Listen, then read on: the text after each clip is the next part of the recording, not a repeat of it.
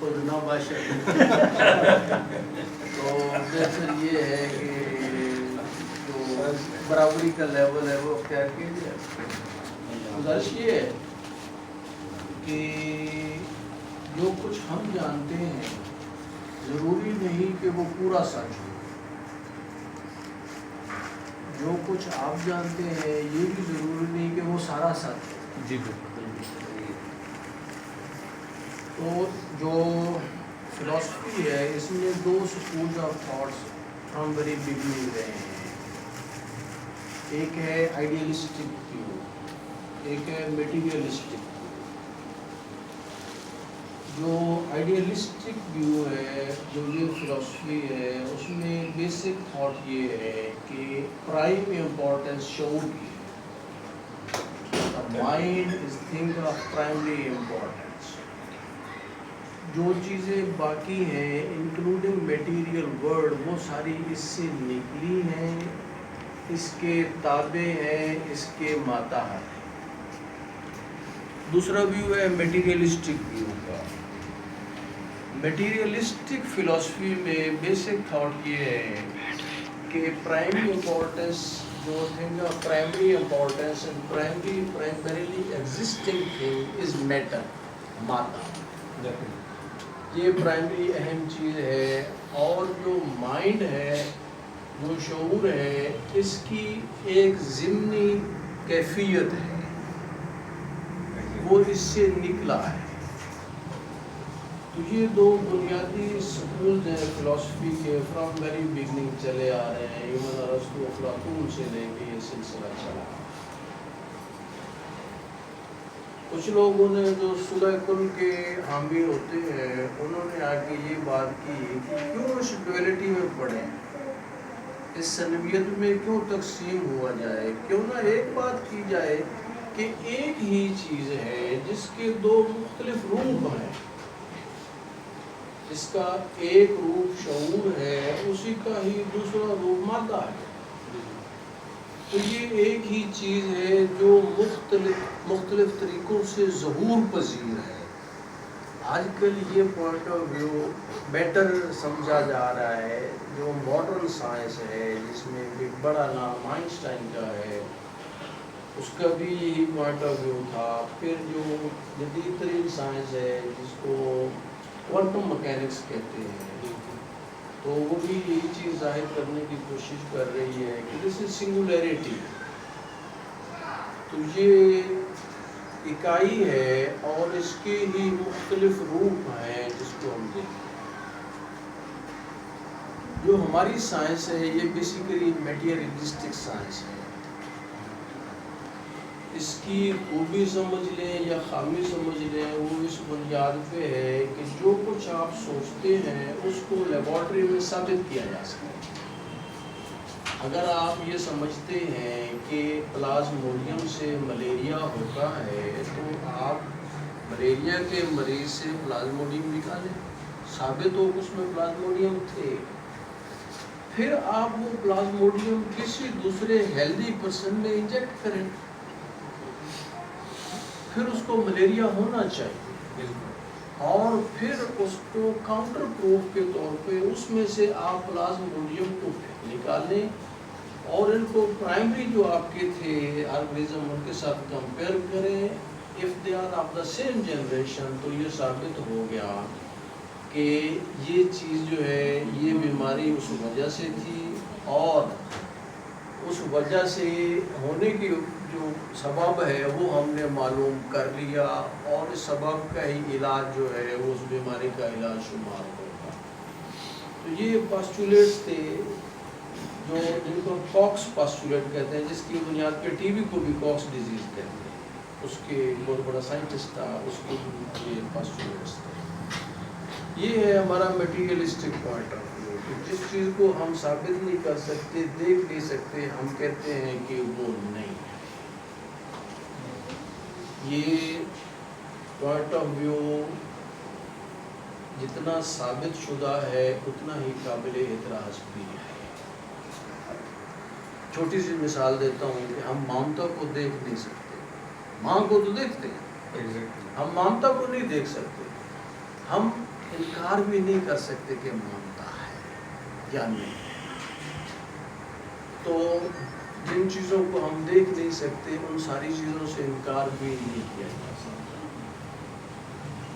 جو دوسرا point of view تھا آئیڈیلسٹک کا، جس میں ہم نے یہ بات شروع کی کہ یہ شعور سے ہے، تو اس میں جو بات شروع کی جاتی ہے وہ تھاٹ سے شروع کی جاتی ہے. This is very good. جو ہے کوشچن لکھی ہوئی ہے کہ all problems of illusions of the mind. تو جو ہمارا مائنڈ ہے وہ ان فیکٹ تمام خرابیوں کی بنیاد ہے. جتنی چیزیں باہر سے انسانی جسم کو متاثر کرتی ہیں، انسانی جسم کے پاس بہت اعلیٰ ڈیفینس ہے. میں آپ کو مثال دیتا ہوں. ہماری اسکن کے اوپر بے شمار جراثیم ہیں جو سارے ہی ہمارے فرینڈلی اور دوست ہیں. یہ بہت سارے لوگوں کو نہیں معلوم، خاص طور پہ ڈیٹول اور سیف گارڈ صابن والوں کو نہیں معلوم جو سارے جراثیم مار رہے ہیں. تو فرسٹ ڈیفینس آرگنزمز کا ہے جو اسکن کے اوپر سے کرسیاں ڈال کے بیٹھے ہوئے ہیں کہ کوئی نقصان دہ بیکٹیریا یہاں اسٹیبلش نہ ہو سکے. سیکنڈ ڈیفینس ہمارا سیکریشنز کا ہے جو سویٹ ہے، پسینہ ہے. اس میں نہ صرف ایسڈ ہوتا ہے، نمکیات ہوتے ہیں، اس میں خاص قسم کی اینٹی باڈیز بھی سیکریٹ ہوتی ہیں جو جراثیم کو مارتی ہیں. اگلا ڈیفینس سمپل انٹیکٹنیس آف سکن ہے. اگر سکن ڈیمیج نہیں ہے تو آپ نے دیکھا ہوگا کہ پس نہیں پڑتی. ہاں اگر کٹ ابریشن آ جائے تو پیپ پڑ جاتی ہے. اس سے اگلا ڈیفینس جو آ جاتا ہے وہ سیلز کا ہے. ایک پوری فوج جلد کے نیچے موجود ہے، پھر اینٹی باڈیز آ جاتی ہیں، پھر سرکولیٹنگ فورسز ہیں، آپ لوگوں نے پڑھا ہوا ہے. تو یہ سارے ڈیفینسز ہیں جو انویڈنگ آرگنزمز کے خلاف ہیں ہمارے پاس. جو باہر سے حملہ آور ہے اس کا ڈیفینس موجود ہے، مگر جو کچھ اندر سے حملہ آور ہوتا ہے ان کا ڈیفینس انسانی جسم کے پاس نہیں ہے. جتنی بیماریاں اندر سے شروع ہوتی ہیں ہم سب لوگ ہیلپ لیس ہو جاتے ہیں ان کے. یہ ایسے ہی ہے جیسے اس گھر میں ہمارے بھائی ویر زاہد ہیں، ان کو تھریٹ مل جائے کہ آپ کے گھر میں خطرہ ہے جی کوئی بندہ کسی بندے کے نقصان پہنچا سکتا ہے، یہ 10 گارڈ رکھ لیں، باہر کھڑے کر لیں، مگر ان کے گھر کا ہی کوئی فرد ان کو نقصان پہنچا جائے. اب ان کے پاس یہ ڈیفینس نہیں ہے کیونکہ ان کے سارے ڈیفینسز فورسز کا منہ باہر کی طرف ہے، اندر کی طرف احتمال ہی نہیں ہے. تو جو ہومیوپیتھی ہے یہ مجھے اس لیے پسند ہے، میں نے پڑھی بھی ہے تھوڑی بہت جتنا مجھے مہلت ملی ہے، کہ یہ انسان کو ایز اے ٹوٹیلٹی لے رہی ہے. ایک انسان کو ایک پورے وجود کے طور پہ سمجھ کے اس کا علاج کر رہی ہے.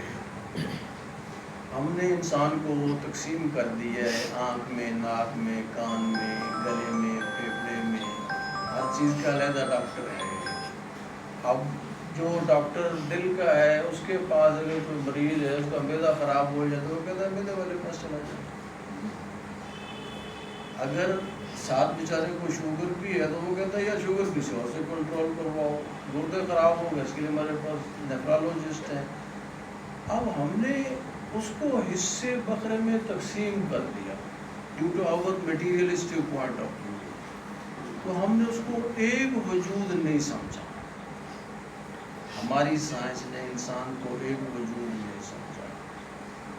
آپ لوگ ان خوش قسمت لوگوں میں ہو جو انسان کو ایک وجود کے طور پہ لے رہے ہیں، اور ان کا علاج بھی اسی بنیاد پہ ہو رہا ہے کہ یہ انسان بیمار ہے، اگر گردہ ہے تو یہ بھی انسان کا ہی گردہ ہے.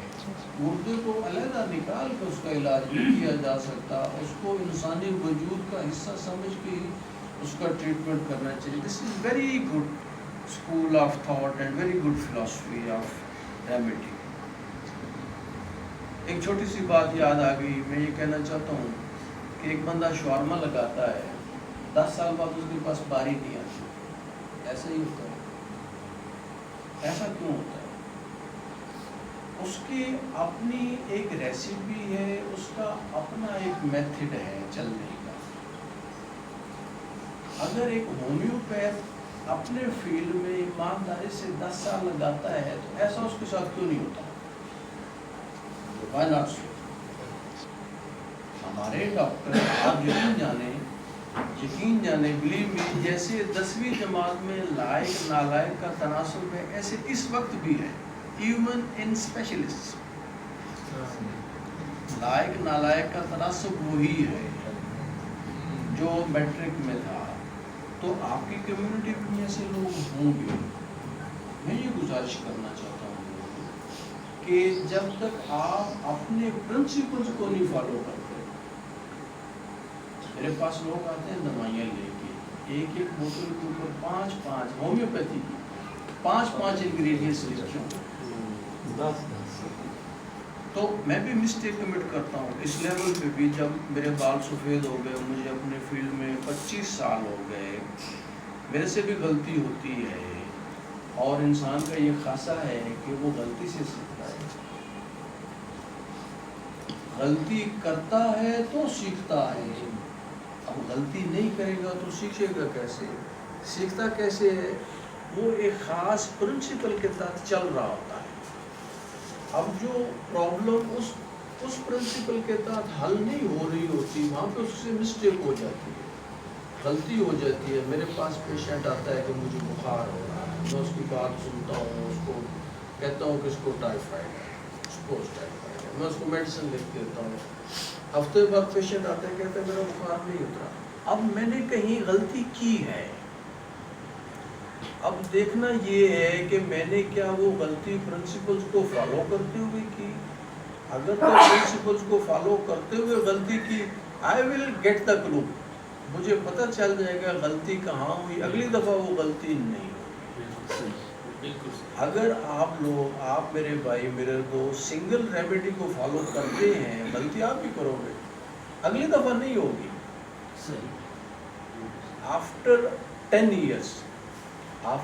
ایئرز آپ کے پاس اپنے کیسز کا اتنا ریکارڈ ہو جائے گا کہ غلطی کا امکان کم سے کم ہو جائے. دوسری گزارش یہ کرنی تھی کہ جو میں سمجھتا ہوں شاید آپ میری اس سوچ سے اتفاق نہ کریں. جیسے میں نے ڈیفنس کی بات کی ہے، ایک آرگنیزم انٹر ہوتا ہے، پہلے اس کو آئیڈینٹیفائی کیا جاتا ہے. باڈی کا آئیڈینٹیفیکیشن سسٹم ہے. جیسے یہ کھڑے ہوتے ہیں نا ڈیٹیکٹر لے کے، میٹل ڈیٹیکٹر، سیلز آتے ہیں، میٹل ڈیٹیکٹر لگاتے ہیں، دیکھتے ہیں اپنا سیل ہے پرایا ہے، اس کو آئیڈینٹیفائی کیا جاتا ہے. آئیڈینٹیفائی ہونے کے بعد اس کی نیچر کو ڈٹرمن کیا جاتا ہے کہ اس کے پاس یہ کیمیکلز ایسے ہیں جو پرابلمیٹک ہیں. ان کو پروسیس کیا جاتا ہے. پروسیس کرنے کے بعد ان کو اس جگہ پہ بھیج دیا جاتا ہے جہاں ان کے خلاف ڈیفنس تیار ہوتا ہے، جن کو ہم اپنے بی سیل کہتے ہیں، ٹی سیل کہتے ہیں، لیمفوسائٹس کی ٹائپس ہیں. اچھا، اس سارے پروسیس کے ہونے میں ٹائم لگتا ہے. اب جب کنین والا بندہ جو کنین کے کارخانے میں کام کر رہا ہے، جس کو ہنی من نے بخار کے ساتھ دیکھا ہے، تو اس کو یقیناً یہ معلوم تھا کہ یہ کروڈ فارم میں کوئی چیز ہے جس نے باڈی پہ اٹیک کیا ہے. Still body is unable to determine. ابھی تک جسم اس چیز کو سارٹ آؤٹ نہیں کر سکا کہ یہ کس قسم کی چیز ہے جو حملہ آور ہوئی ہے، اور اس کو سارٹ آؤٹ کرنے میں تھوڑا ٹائم لگے گا. اٹ میں ٹیک 15 days. تو جو آپ کی میڈیسن ہے یہ کیا کر رہی ہے؟ یہ چونکہ ریفائنڈ میڈیسن ہے، یہ اندر کے بندے کو، اس کے مائنڈ کو ارلی انفارمیشن دے رہی ہے.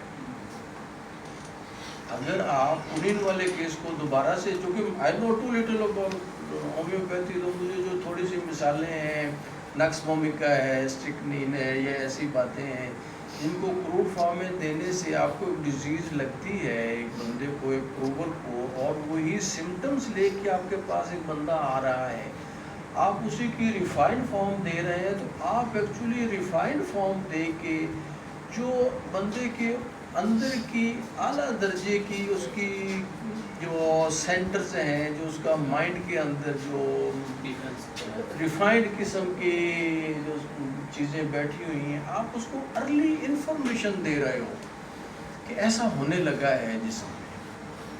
تو یہ جو ریفائنڈ، جیسے میں نے پڑھا تھا پہلے کہ جیسے آپ کی پوٹینسیز کو ڈائلیوٹ کیا جائے ایسے ہی ان کی اسٹرینتھ بڑھتی جاتی ہے. تو جب آپ ویری ریفائنڈ میڈیسن دے رہے ہو تو آپ جو کروڈ ہیومن باڈی ہے اس کے اندر جو بڑا اعلیٰ درجے کا انسان بیٹھا ہوا ہے سوچ بچار والا، آپ اس کو ارلی انفارمیشن دے رہے ہو کہ this is going to happen, be prepared. وہ ایٹ ٹائم پریپیئر ہو جاتا ہے، آنے والی مصیبت کے لیے وہ اپنی ریمیڈیز تیار کر لیتا ہے دا ہیومن باڈی. تو آپ جیسے زیادہ سبلر اور زیادہ ریفائنڈ فارمز کی طرف جائیں گے تو I am sure homeopathy will be more powerful, بجائے اس کے کہ زیادہ کروڈر فارمز کی طرف جایا جائے. جیسے سنکونا بارک والا ہے، جس بندے کو پہلے بخار ہوا تھا، پیاس کے مارے اس نے پانی پیا جو کڑوا تھا، جس میں سنکونا بارک تھوڑی سی ملی تھی، اس کے پتے گرے ہوئے تھے، اس کو بخار کا آرام آ گیا. تو اس نے کہا کہ اس جگہ کے پانی سے بخار اترتا ہے. پھر ہم نے اس کو لیا، اس کو کروڈ ایکسٹریکٹ تیار کیا، اس میں سے ہم نے دیکھا کہ this is کلوروکوئن which is effective. آج ہم کلوروکوئن استعمال کرتے ہیں بخار کے لیے.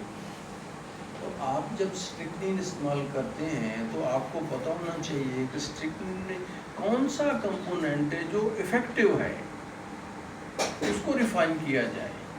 پھر جب وہ ریفائن ہو جاتا ہے پھر آپ دیکھیے کہ اس سمٹومیٹالوجی میں جو بیسک سمٹمز ہیں ہر ایک بندے کی، کچھ تو اس کی پرائم سمٹمز ہوتی ہیں نا جس کے گرد اس کی دوسری سمٹمز گھوم رہی ہوتی ہیں. جو پرائم سمٹمز ہیں ان کی جب آپ ڈرگ تیار کر لیتے ہیں تو پھر ان پرائم سمٹمز کی بنیاد پہ اس ڈرگ میں فردر چینجز آ جاتی ہیں. جیسے ہمارا ایک گروپ ہے کوئنولون، جس کی آپ نے بڑی مشہور دوائی سنی ہوگی، سپروفلاکساسن ہے. اس کا ایک سسٹر کمپاؤنڈ ہے اوفلاکساسن. اوفلاکساسن کے آئسومرز تیار ہوئے، ڈیکسٹرو آئسومرز ہوا، لیوو آئسومر تیار ہوا. جو لیوو آئسومر تھا that was found to be more effective, levofloxacin کے نام سے مشہور ہے. تو اس کو استعمال کیا گیا. تو میں یہ گزارش کرنا چاہتا ہوں، پہلی جو بات ہوئی تھی ایک تو سنگل ریمیڈی کی ہے.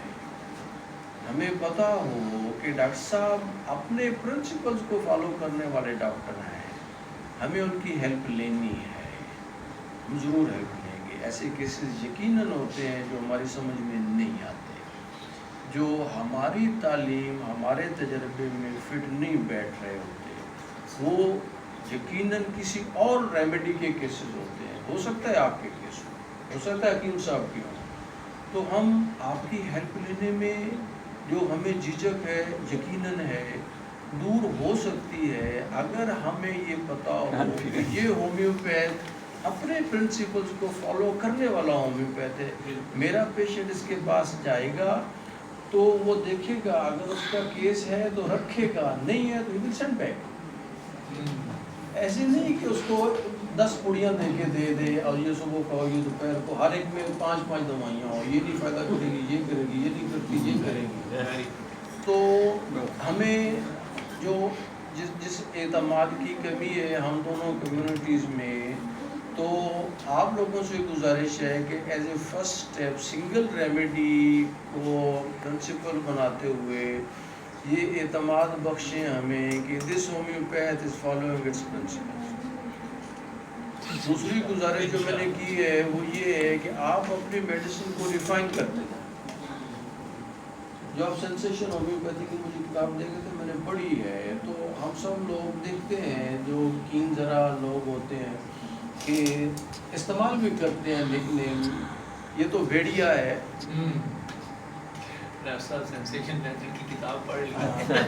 یہ بھیڑیا صفت انسان ہے،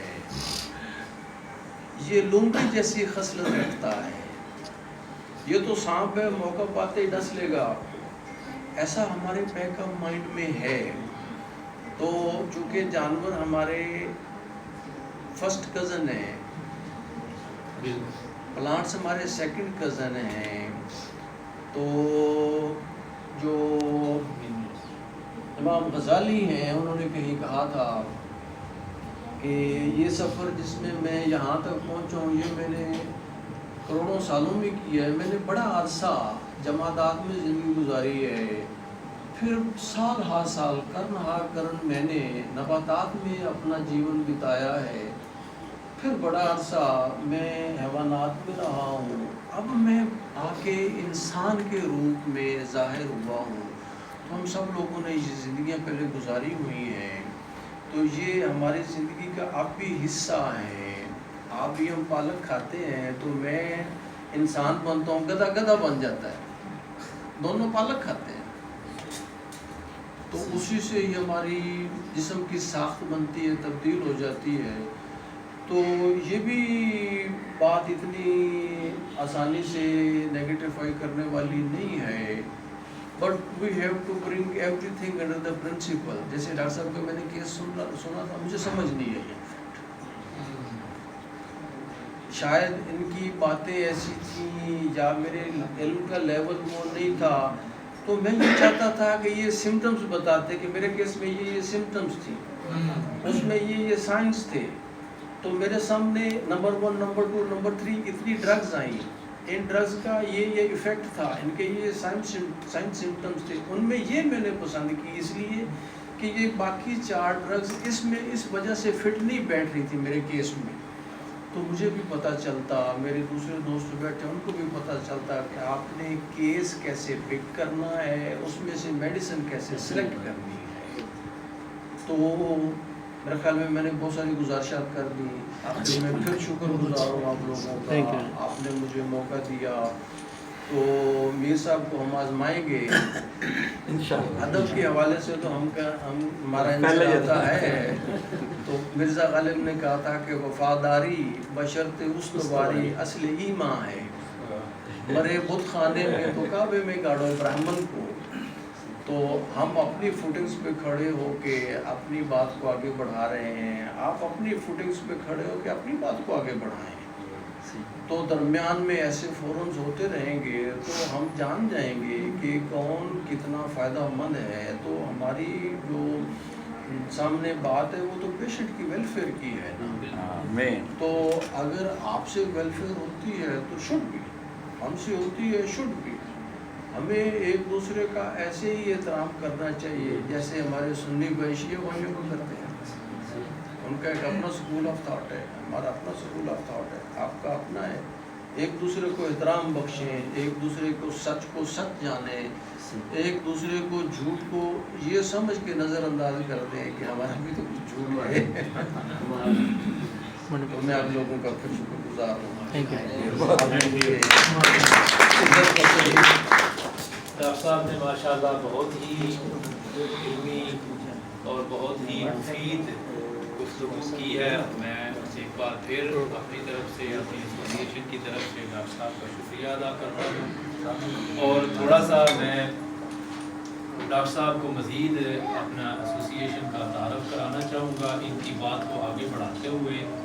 یہ جو آپ نے بات کی ہے ہومیوپیتھی کے حوالے سے شکوک و شبہات، یہ واقعی ایک حقیقت ہے. اور پاکستان میں بالخصوص یہ جیسے آپ نے کہا ہے کہ جو انٹلیکچوئل کیٹیگری ہے وہ ہر جگہ پر موجود ہے، اچھے برے اسٹوڈنٹس جو ہیں وہ ہر جگہ پر موجود ہیں. تو ہمارے ہاں ہومیوپیتھی میں بھی اس طرح یہ بالکل ہے کہ اچھے برے پریکٹیشنرز اور اچھے برے اسٹوڈنٹس جو ہیں وہ موجود ہیں.